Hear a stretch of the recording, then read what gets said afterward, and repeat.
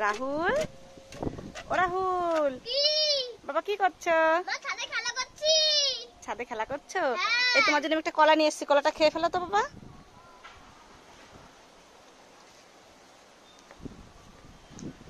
তুমি কলাটা ফেলে দিলে কেন রাহুল?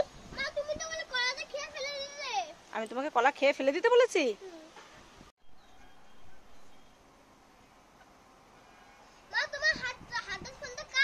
কি? ফোনটা তো আমার।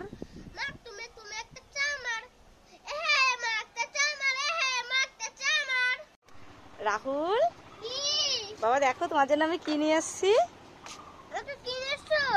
দেখো কি কি নিয়ে এসেছি আমি। এই দুষ্টু ছাগলের পটি আমি হাতে করে নিয়ে আসবো। ভালো করে দেখো এটা কি। ছোলা সিদ্ধ নাও।